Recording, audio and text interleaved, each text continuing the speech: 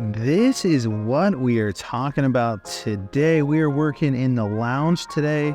We got some dirty tanks to mess with. We're going to focus on the orange-eyed red tiger tank next, and then we're going to shift over to the red galaxy tank. So both these tanks are looking a little rough.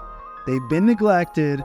And so today we're going to get our hands wet, our hands dirty, and hopefully get these bad boys cleaned and looking great.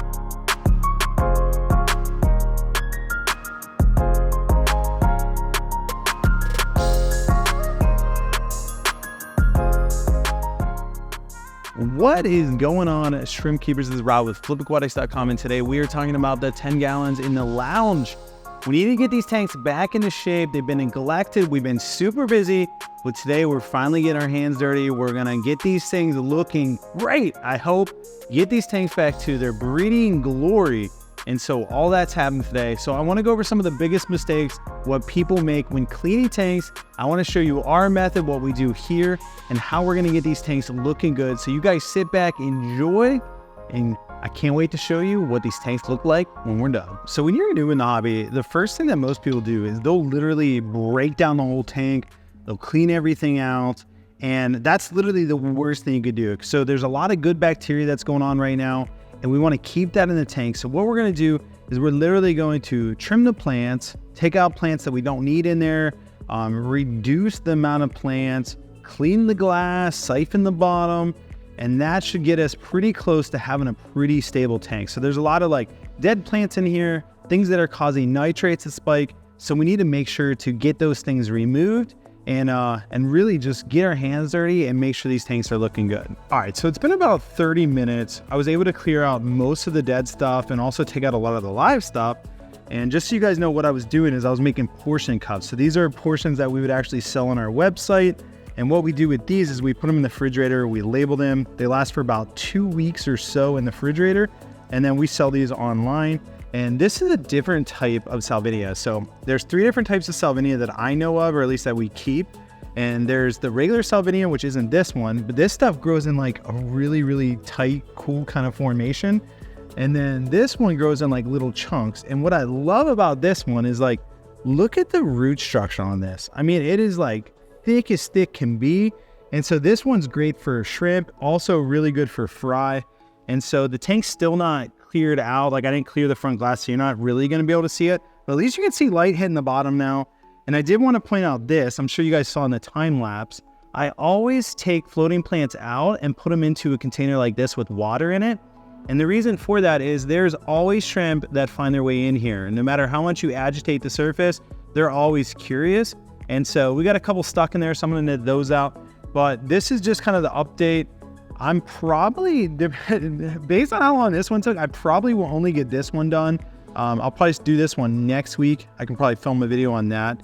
But I need to clean this filter out. I'll show you the process of that. I need to scrape the front glass still. I need to siphon the bottom. I mean, there's a lot of little things I need to do. So I know it's tough to see in here, but there's actually just a ton of subwater tang in here. So we got to portion some of that out too, just because the shrimp tend to hide in it. It makes it a little bit harder to check on them. So we definitely want some of it in there. We just don't want a ton of it. And so I think the next thing we're going to do is I'm actually going to get in there. I'm going to use this flipper, kind of clean the front glass. I'm not really going to mess with the sides because, you know, I don't really care about that, and they like algae, so they might as well eat it. And so I'm going to clean the front glass, probably start portioning some of the subwater tang. I need to clean this filter, but I'll show you guys how to do that. And so yeah, let's jump right back into it. So as far as siphoning an aquarium goes, this one actually looks pretty good. I only like siphoning a shrimp tank if it absolutely needs it. And usually the only time that it needs it is when you're overfeeding. So it seems like these guys have been doing pretty good with the amount that they've been fed. I don't see really any breakdown in the substrate. I don't see any huge piles of organics. So for me then, the next step is doing about a 10% water change. That's usually the most I like doing. You can see there's a tiny little baby in there. Actually, I don't know if you can see it, but I see the little baby shifting around. So I'm gonna have to check our cup that we took out to make sure there's no tiny babies.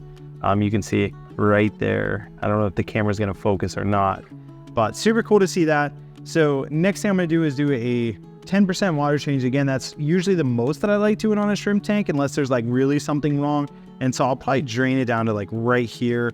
And the reason that I do that is because I use that water to clean the filter. So that will be the next step that we do. And then the last step will be portioning out the subwasser tank, making a couple of portions of that, and then really making sure this tank's looking good. So let's go ahead and move on to doing a water change. Well, unfortunately, my mic started having some issues, and so I got to do a little voiceover for you guys. So please forgive me for that. You know, I'm a rookie. These things do happen from time to time. But here I am doing a water change. I like using a 5-gallon white bucket. The reason I like using a white bucket is simply because it's easier to see the babies in the bottom. And then now I'm taking off the intake sponge, and I give it a little rinse in the tank, which later on I completely regret this decision because then the water was just cloudy for the rest of the water change thing. And I wish, looking back, that I would have not even messed with it. I wish I would have just pulled it out, rinsed it out in the bottom of my bucket, and then we would have been good to go. But I didn't do that. I don't maintenance tanks as often as I would like. And so, little rookie mistake, don't do that. Definitely wait until you have some water to rinse it out. And later on, I actually take it off again and rinse it out again because it takes all the organics out of the water, all that stuff that's clouding up the tank. Now, I use the old-fashioned siphony thing. I suck on one end. As soon as it hits like where my hand is in the video, that's when I stop sucking. And I'm just using vinyl tubing. It's clear 1/2-inch vinyl tubing. Really easy to get. You can get this at any hardware store. And as far as siphoning, you could put a net over the intake. I know some people use pantyhose, things like that, to prevent shrimp from getting sucked up.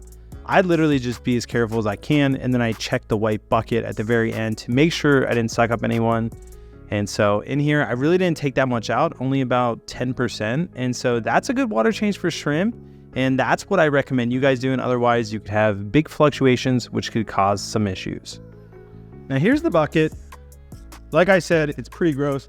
So I'm actually gonna pull the sponge out of the back of the filter. And so I'll show you here in a second. I just pulled it out. And then what I'm gonna do with this is I'm just gonna squeeze it down in here. Like, see all that crap that just came out? We're just taking like the debris out of it. Well, again, having some mic issues. So here I'm literally just rinsing these off in the tank water. The reason that I'm doing it in the tank water is I don't want to kill any bad beneficial bacteria. So you could rinse these off in tap water, but there are chloramines in there that could damage the beneficial bacteria. So just to prevent the risk of something going wrong, I always rinse them in tank water. That's just a way to make sure that you're covered and you don't lose beneficial bacteria. And obviously these were pretty nasty, so that's all it is, just a quick little rinse and you're good to go. You can put them right back into your tank.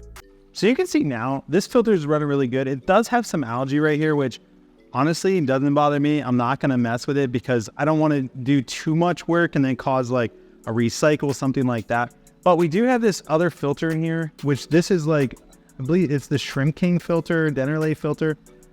I personally don't like these at all. Like, I just don't think they work very well. Well, shocker, it stopped working again, so I'm back. And anyway, I was just cleaning off this filter. Like I was saying, I really don't like this filter. I've just had nothing but issues. And you can see it's just so hard to get apart. And I got the bottom part off, and then you need to get like the front plastic piece off to even be able to maintenance it. So that's what I'm gonna try to do. And then you'll see, like, obviously it's not the easiest thing in the world. I got subwasser tank growing all over it. I got plants all over it. Who knows how many shrimp got down in there, because that's what they do. Shrimp like to go where there's nice algae, biofilm type stuff.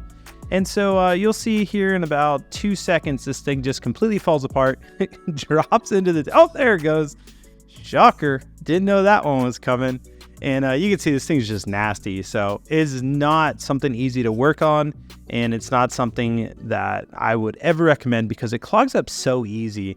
Now, the nice thing here is if there was a ton of shrimp on this filter, they definitely went back into the tank after I dropped it. So small benefit, I guess I'll take it for what it is, but I definitely am throwing this thing in the trash. I actually have already thrown this into the trash, so I wouldn't recommend using them. I personally don't like them.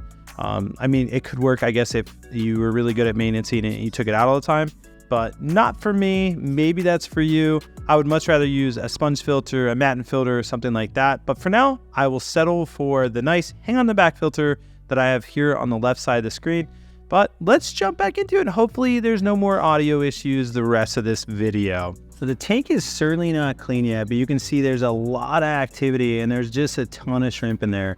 I mean, just in this corner, I can count 1, 2, 3, 4, 5, 6, 7, 8, 9. And then to the right of it, which let me see if I can adjust this camera. Like they're just everywhere. And these are the red tigers with orange eyes. So I'm excited that these guys are still going strong despite the neglect that they've received. And so I'm really excited to get this tank up and going, but I'll let this thing still stabilize out. I'm gonna go get the water, change water. I might film that process just so you guys can kind of see what we do here, but I'm excited to see what this tank looks like once it like calms down. So for water changes, you need Crocs. No, I do love Crocs though.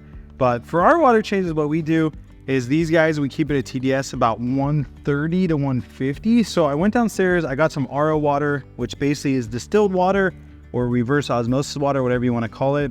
It has a TDS of 0. We actually remineralize this to a TDS of 130 to 150, basically 125 to 150. I know that the temperature of this is the same as my tank, which is super important. And then I'm literally just going to add this back in like this. I don't want to disturb the substrate. So I just push it down in there and then turn it. And then there's really no water current that's created. And I'll just do that a couple times, get this thing back up to full. Then we'll let it clear up the rest of the way. But these shrimp are looking pretty sweet. So I'm excited to check this tank out some more. Fortunately, there's a dead one, but that's why we're maintaining it, because we want to make sure that doesn't happen. So other than that dead one, the shrimp look phenomenal. So now you can finally start seeing what these floaters look like. Like those roots are just freaking amazing. And another reason I just wanted to pop back on here is because the reason the temperature is so important is if you have like a sudden change in temperature, you'll start having a bunch of molts in your tank, and that can cause a lot of issues. Early molts can cause a lot of problems. So you want to try to prevent that. So as close as the temperature that you can get it to their tank, the better off you're gonna be. I did want to show this. I always like keeping the water level even with the water flow. The reason for that in this tank specifically is because of the floaters. You don't want them going underneath the water flow and going down, because that will cause them to die. But in this one, it just kind of pushes them. So you can see it just kind of pushing them. It's not really pushing them under the water unless they're already under the water. And maybe I'll put it up a little bit higher. But this is looking good. And then I want to show you this floater down here, because now that we're looking at it on a white bucket, you can really see how bulky that is. So if you got like killifish or something like that, that's an egg layer, they would love to lay in here, or rice fish. So just a great plant. Again, a type of salvinia. I didn't look up the name yet, but I'll link it down below so you guys can check it out. Well, unfortunately, the tank hasn't cleared up as much as I would have liked it to, but it's definitely still much clearer than it was. So you can get a look at the shrimp. So I'm happy with how this turned out, but I'm thinking next week when I shoot the video on the tank next to it, we can really look into this tank and see how it's looking. Now, the one great thing about this tank is they are breeding. I've seen a couple buried females, which is super exciting, but you can really see all the organics still going through the water column. We'll get that cleared up over time, and I think this tank's really gonna look great by next week. Here's one of the buried females, and I just wanted to show you, like, she is absolutely stunning. She only has like 5, 6, 7 eggs, like not a ton, but just a really good looking shrimp. And again, these are orange-eyed red tigers, so their stripes are red instead of being black, and then they have those nice orange eyes. So really cool shrimp, pretty expensive shrimp. I think these retail for like 30, 40 bucks a piece, but just a phenomenal one. We don't have these listed yet on the website, but hopefully when this colony really takes off, we'll be able to start selling these guys. I decided not to mess with the subwasser tank also, just because there wasn't as much in here as I thought there was. And so I figured not to stress these guys out any more than I already have by messing with their tank. So give them a little bit of stability for a week or two, and then I'll jump back in here and mess with it a little bit more. Again, I know it's super cloudy, but I just want to show you, look how many shrimp are on this intake sponge. So that's why you need one of these. It's just a phenomenal thing to have, another surface for them to graze on. That's why I love sponge filters so much and mat filters so much. So I just want to show you that because they are just going wild. And there you have it. I hope you guys enjoyed it, this video, a little cleaning video. Hopefully you learned some, because that's what this is all about. Or also, hopefully I inspired you to try some Caradina shrimp, something crazy, something rare, something high-end, because it is a lot of fun to see them breeding and being successful. And so I hope you guys make it a great rest of your week. As always, God bless. We'll catch you on the flip side.